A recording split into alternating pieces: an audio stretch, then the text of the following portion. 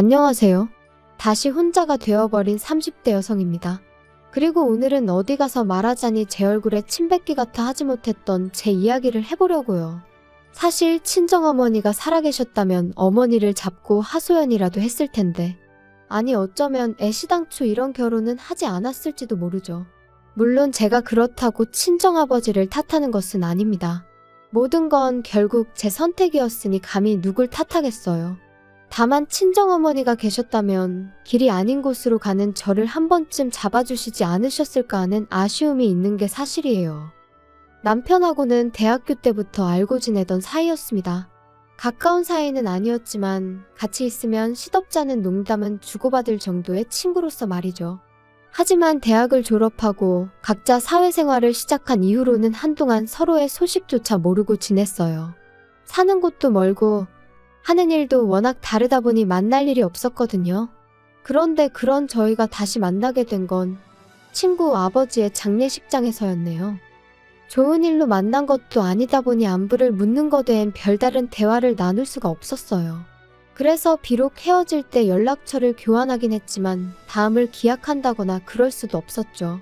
그러니 제가 남편과 특별한 사이로 발전하게 될 거라곤 더더욱 생각지 못했는데 남편은 아니었답니다. 이후로 걸핏하면 제 생각이 나더래요. 그리고 그래서였는지 남편은 심심하면 한 번씩 연락을 해오고 만나자 하고 나름대로 적극적으로 다가오더라고요. 그리고 저도 그런 남편이 싫지가 않았지요. 총 2년을 사귀었는데 경제적인 면에서만 따져보자면 받는 연애보단 퍼주는 연애를 했어요. 남편은 성실하고 착한 사람이었지만 능력이 있는 사람은 아니었거든요. 반면에 저는 일단 친정아버지가 임대사업으로 돈도 잘 버셨고 저도 프리랜서로 일찍이 일을 시작해 어느 정도 자리를 잡았던 상황이라 단순하게 생각했어요. 남자 여자 그런 걸 떠나서 돈은 있는 사람이 쓰면 되는 거고 중요한 건 사람 됨됨이라고 말이죠. 그런데 막상 결혼 이야기가 오가는 사이까지 되고 나자 남편이 하루는 울면서 저한테 그러더라고요. 사실 자기가 모아놓은 돈이 많이 없다면서. 솔직히 좀 당황스러웠어요. 능력이 없어서 제가 많이 쓰는 연애를 한 건 사실이지만 그래도 어쨌든 꾸준히 직장 생활도 하고 있었고 그렇다고 술, 담배를 하는 사람도 아니었으니 그 돈이 다 어디로 갔나 싶어서요. 그래서 혹시 주식이나 코인을 했냐고 물으니 그런 것도 아니라면서 울기만 하는데 환장하겠대요. 결국 제가 좀 제대로 이야기를 해보라고 운다고 뭐가 달라지냐며 남편을 거의 다그치다시피 했어요. 그리고 그제서야 한다는 말이 자기 집안이 형편이 많이 안 좋답니다.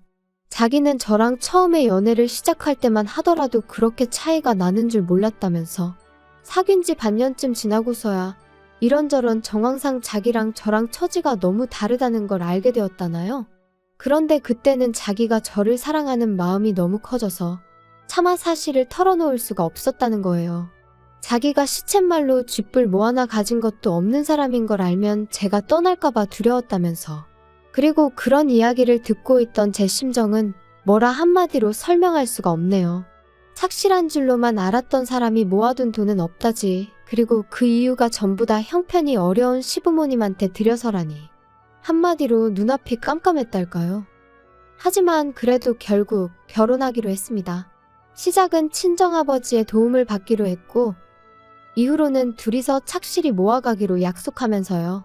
그런데 집이라던가 식장이라던가 비교적 굵직굵직한 일들이 정해지고 났을 무렵 남편이 저한테 한 가지 부탁을 해왔는데 제가 집을 해온다는 이야기를 시부모님한테 안 했으면 좋겠다대요?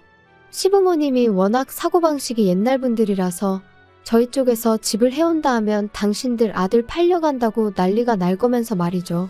솔직히 좀 탐탁치 않았지만 남편이 몇 번이나 미안하다며 부탁한다 하는 그 주눅든 모습이 안쓰러워 결국 알겠다고 했어요.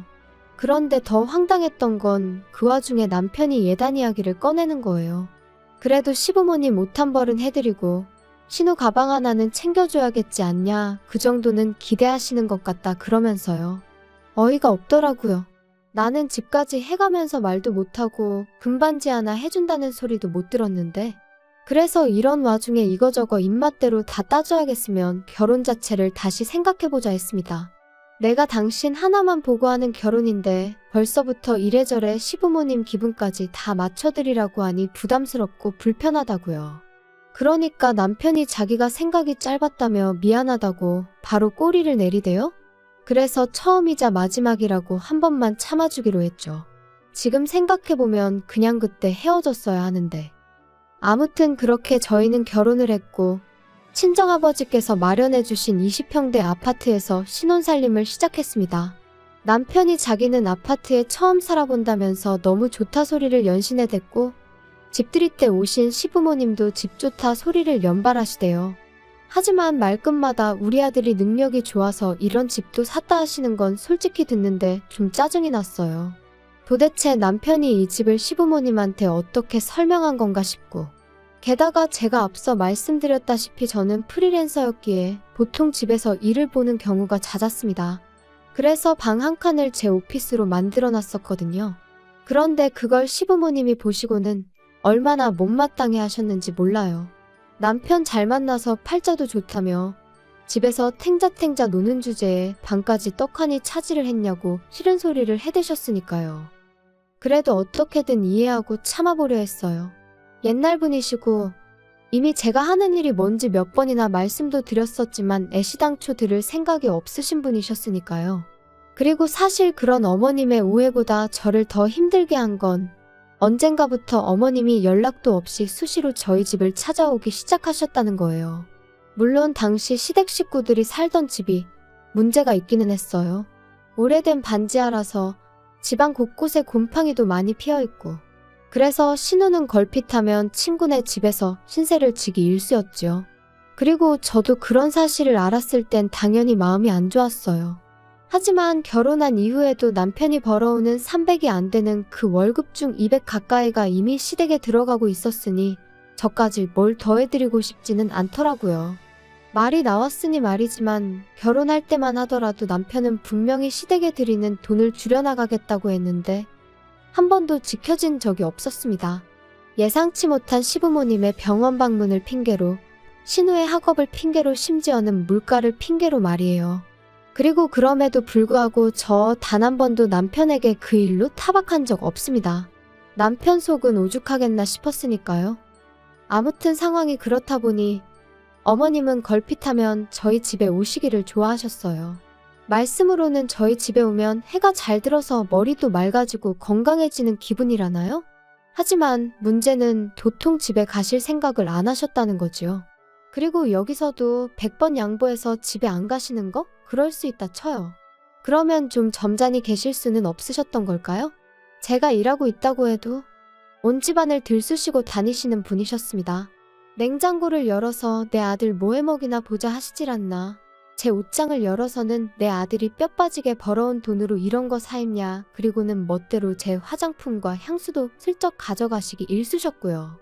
그러니 아무리 남편을 봐서 참아야지 하던 저도 점점 인내심의 한계를 느끼게 되대요. 그러다 결혼한 지 1년 좀 지났을 때였습니다. 어김없이 그날도 어머님이 오셨는데 그날은 신우까지 데리고 오셨더라고요. 그리고 저는 두 사람이 밖에 서 있는 걸 확인했지만 문을 열지 않았어요. 아니 정확히 말하자면 현관 비밀번호도 바꾸고 저도 집에 없는 척을 한 거죠. 반년 넘게 남편에게 시댁 식구들이 멋대로 집에 드나들지 못하게 해달라고 했지만 자기 식구들 사는 걸 보고도 그렇게 매정하게 나올 수 있냐며 오히려 저를 인색한 사람으로 몰아갔기에 그래서 몇 번이나 싸우고 참기를 반복했었습니다. 그러다 그날만큼은 저도 더는 못 해먹겠다 싶어서 나름의 조치를 취했던 거예요. 그리고 그렇게까지 하면 솔직히 어머님이고 누구고 그냥 포기하고 떠날 줄 알았거든요. 그런데 좀 있다 웅성거리는 소리가 나더니 드릴 소리라고 해야 하나? 놀라서 현관을 열었더니 어이가 없게도 열쇠 수리공이 저희 집 현관을 따려고 하고 있던 거죠. 그 사람도 놀라고 저도 놀라고 황당해서 이게 무슨 경우냐니까 어머님과 신우가 적반하장으로 나왔습니다. 집에 있으면서 문도 안 열고 어떻게 시댁 식구들을 문전박대하느냐면서 그리고는 제 어깨를 밀치고 그냥 집 안으로 밀고 들어오더라고요. 신우는 마치 자기 집이라도 되는 양 자기 핸드백을 거실 소파에 휙 던지고선 안방으로 향했습니다. 그래서 제가 안방을 막아서고는 아가씨가 저희 안방에 무슨 볼 일이 있어서 여길 또 들어가려고 해요. 안 돼요. 구경 좀 하는 건데 뭘 안 된대. 비켜요. 구경만 한다니까? 내가 보여주기 싫다는데 왜 그래요? 어머 웃긴다. 언니 혹시 안방에 뭐 숨겨놨어요? 남자라도 숨겨놨나? 혹시 그래서 현관도 안 열어준 거 아니야? 말이라고 하면 단 줄 알아요? 모는 애 뭐만 보인다더니. 지금 말 다 했어? 비켜봐 그럼 내가 내 눈으로 보게. 너는 애가 지 오빠 방 좀 본다는데 왜 난리냐? 너 정말 수상하다. 비켜봐. 여기가 왜 오빠 방이에요? 저희 안방이지. 얘가 진짜 왜 이래? 야, 여기 이 집이 내 아들 집인데 네가 뭔데 된다 안 된다 야. 남편 잘 만나서 집구석에서 놀고 먹는 주제에 그러면 시부모한테 고마운 줄을 알아야지. 너는 네 애미가 없으니까 그런 기본적인 것도 모르냐? 지금 그걸 말이라고 하셨어요? 그러면 신우는 어머님이 있어서 저 따위로 컸어요? 그리고 어머님 자꾸 말끝마다 내 아들 집 하시는데 여기 제 집이에요. 쟤 뭐라니? 웃기고 앉아있네? 여기가 왜 네 집이야? 네가 뭐가 있어가지고? 어머님이 그 잘났다고 물고 빨고 하는 아들은 돈 300 벌어서 어머님 아버님 그리고 아가씨한테 다 갖다 바치고 여기선 저한테 빌부터 산다고요. 아시겠어요? 저랑 결혼할 때 돈 1,000만 원 모은 것도 없어서 미안하다고 울고 짜고 그런 건 아세요? 정말이지 아들 등골 빨아먹고 사는 게 누군데? 그리고 그때였습니다. 벼랑간 짝 소리와 함께 눈앞이 깜깜해지더니 이내 제 볼이 뜨거워지는 게 느껴졌어요. 네, 말 그대로 어머님한테 싸대기를 맞은 거죠. 그리고 어머님은 그걸로는 부족하셨는지 저더러 온갖 쌍욕을 퍼부으시면서 애미도 없는 걸, 당신 성에도 안 차는 걸 눈 딱 감고 며느리로 받아줬더니 은혜를 원수로 갚는다며 악을 써대시더군요. 그리고 그땐 저라고 눈에 뵈는 게 있었겠어요? 바로 경찰에 전화하고 친정아버지한테 전화했습니다. 그나마 상황 파악을 한 신우가 어머님과 저를 말리면서 그제서야 어떻게든 중재를 해보려 드는 것 같았지만 마음 같아선 그런 신우 머리채도 다 잡아뜯어놓고 싶었다니까요. 그리고 얼마 지나지 않아 경찰도 오고 친정아버지도 오시고 남편도 오고 제가 폭행으로 어머님을 신고하려 하자 경찰은 경찰대로 난감해하고 아무튼 아버지가 일단은 얘기부터 하자셔서 경찰만 돌려보냈어요. 그리고 저는 더는 이렇게는 못 산다고 남편더러 이혼하자 했습니다. 그리고 그런 제 앞에서 꼼짝도 못하는 남편을 보고서야 어머님도 신우도 제가 한 말이 괜한 소리가 아니라는 걸 깨달은 듯하대요. 하지만 그럼에도 불구하고 어머님은 저한테 미안하단 말은 한마디 안 하시고 그저 억울하다, 내 아들 불쌍하다. 저는 이혼을 원했지만 아버지가 저를 말리셨어요.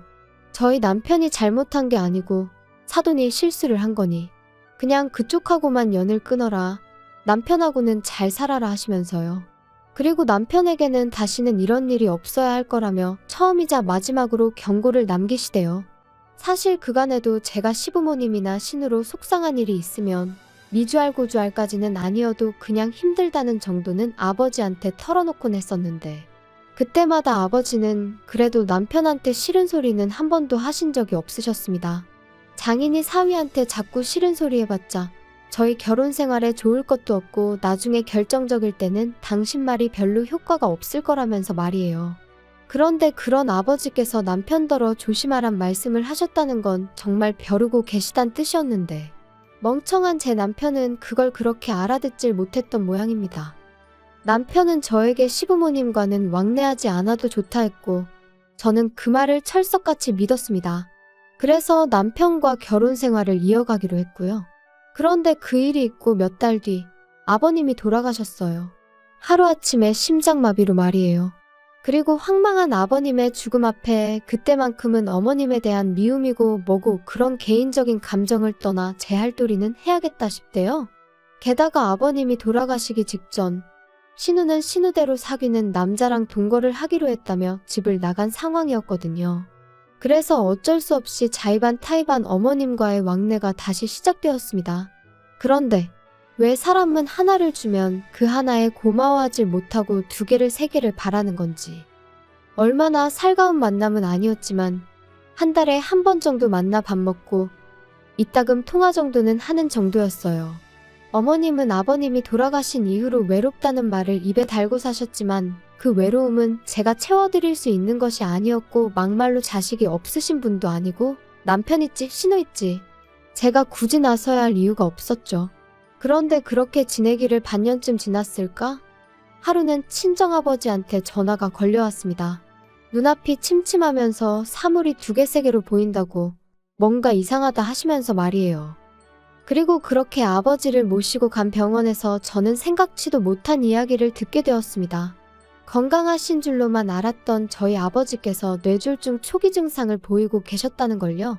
그래도 다행히 의사 말로는 워낙 초기라서 약만 잘 챙겨 드셔도 어느 정도 다스려질 거라 했지만 여러 가지로 마음이 심란하더라고요. 그래서 그날 이후로 일주일에 두세 번 친정을 다녀오곤 했어요. 막말로 혼자 지내시다가 쓰러지시기라도 하면 그러다 발견이라도 늦어지면 어쩌나 싶어서. 그런데 이 일로 남편이 저한테 무척이나 서운해할 줄은 생각지도 못했네요. 남편은 제가 어머님은 안중에도 없는 거냐며 섭섭하다 했습니다. 어이가 없어서 그럼 당신이 들여다보라니까. 자기는 회사에 묶인 몸인데 어떻게 그러냐면서요. 그리고는 어머님이 불쌍하다는데.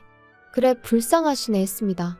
우리 아버지와 자식이라곤 나 하나뿐이지만 어머님은 당신도 있고 신우도 있는데 둘 다 나 몰라라니 참 불쌍하셔. 얄미워서 그러고 쏘아붙였지요. 그리고는 저도 남편에게 한마디 했어요. 장인어른이 아프다는데 당신이야말로 전화 한 통 드려봤냐, 얼굴을 한번 뵈러 가봤냐. 그러니까 자기가 피곤해서 그런 거지 뭐 걱정을 안 하는 게 아니라나요? 말을 하면 할수록 짜증이 나서 그러니까 당신은 어머님한테 잘하고 나는 내 아버지한테 잘하면 되는 거라고 서로 이래라 저래라 간섭하지 말자 했어요. 그랬더니 저더러 정없네. 못됐네. 그래도 그쯤 했으면 저는 솔직히 남편이 알아들었을 줄 알았습니다. 그리고는 적어도 저를 더는 자극하지 않을 줄 알았지요. 그런데 웬걸요 그날도 아버지를 뵈러 집에 다녀왔는데 현관에 큰 캐리어가 2개 세워져 있고 집안에서 음식 냄새가 진동을 하는 거예요. 그래서 이게 무슨 일인가 하고 보니 어머님이 와 계셨습니다. 그리고는 남편이 선수치듯 어머님이 너무 외로워하셔서 이러다 어머님 어떻게 되시는 거 아닌가 싶어서 자기가 억지로 모시고 왔다나요? 어이가 없어서 남편을 쳐다보고만 있었어요. 그런데 이번엔 어머님이 저더러 근데 너는 남편 밥도 안 차려주고 이 시간에 어디서 오는 거냐며 또 친정이냐? 그러시더니 이제 당신이 여기 있는 동안엔 그렇게 친정 드나들지 말랍니다. 그리고는 정말이지. 네 애비도 어지간하다. 겉딸을 시집을 보냈으면 남편한테 잘해라, 시부모한테 잘해라 해야지. 어째서 하루가 멀다 하고 드나들게 만든다니? 아버지가 부르셔서 가는 거 아니고 제가 가고 싶어서 가는 거예요. 너는 내가 혼자 있어서 외롭다 할 때는 코빼기도 안 비추더니 참 대단한 효녀다, 효녀야. 그건 저한테 하소연하실 게 아니라 어머님 아들하고 딸한테 하셔야죠. 너는 무슨 말을 그렇게 하냐 예의 없게. 우리가 잘하는 거랑 네가 잘하는 거랑 같아? 내가 잘하는 것보다 당신이나 당신 여동생이 잘하는 게 중요하지 안 그래? 그리고 내가 그럴 마음이 없는데 뭘 자꾸 잘해라 말아요? 진짜 그만 좀 해라. 그거 뺨한대 맞은 걸로 언제까지 우리 엄마 죄인 취급할래? 적당히 좀 해. 처음엔 엄마가 너무했다 싶었는데 이젠 우리 엄마가 불쌍할 지경이다. 그러지 말고 엄마한테 사과드려. 그래, 사과드리라는 거지? 그래, 사과드려야겠다. 어머님, 어머님의 하나뿐인 아들이자 잘난 시댁의 기둥인 남편을 제가 데려오는 게 아니었는데 제가 정말 죄송한 짓을 한 것 같아요. 그래서 이제라도 돌려드리니 제발 좀 데려가세요. 그리고 저는 큰 가방 하나를 꺼내서 남편의 옷가지와 짐을 쓸어 담았습니다. 그리고는 현관 앞에 있던 어머님의 캐리어들과 같이 복도에 내놨지요. 남편이 황당하단 표정으로 쳐다보는데 그러던지 말던지 어머님이 하시던 음식 싱크대에 다 부어버리고 나가시라 했습니다. 그렇게 외로워하셨으니 아들도 데리고 가시라고. 저도 어디서 그런 힘이 나왔는지 모르겠는데 정말 있는 힘껏 두 사람을 집 밖으로 밀어냈다니까요. 그리고는 저도 저대로 짐 챙겨서 아예 친정으로 가버렸어요. 그리고 이튿날부터 남편과 어머님이 번갈아 가며 연락을 해왔는데 아주 자기들끼리 용서를 해준다고 했다가 또 자기들이 뭘 그렇게 잘못했냐고 했다가 이랬다 저랬다 말 바꿔가며 사람을 얼마나 귀찮게 하던지요. 하지만 남편에게는 변호사 통해서만 이야기하자고 통보해놓고 이후로 정말 그렇게 했어요. 그러니까 남편도 처음엔 난리를 치더니 나중엔 방법이 없다 싶었는지 순순히 이혼해주겠다대요. 아마 자기도 변호사 만나보고 방법을 찾아보려 했겠죠. 그런데 없었겠죠. 애시당초 자기가 이 가정에 기여한 바도 없고 제가 위자료 내놓으라고 안 하니 그것만으로도 어쩌면 감지덕지였을지도요. 아무튼 그래서 이제 남남이 되었고 어머님은 그제서야 당신이 미안했다면서 뭐 우리 이제 다 내려놓고 처음부터 다시 시작해보자는 무슨 말 같지도 않은 소리를 하시던데 제가 그런 말이 귀에 들어오기나 했겠어요? 그냥 지치고 지겹고 힘들다고 그만 괴롭히시라 했네요. 제가 내린 결정에 후회는 없습니다. 미련하리만치 남편을 품어주고 최선을 다했으니까요. 이제 이 글을 마지막으로 제 인생에서 남편이고 시댁 식구들이고 제 기억 속에서 날려버릴 겁니다.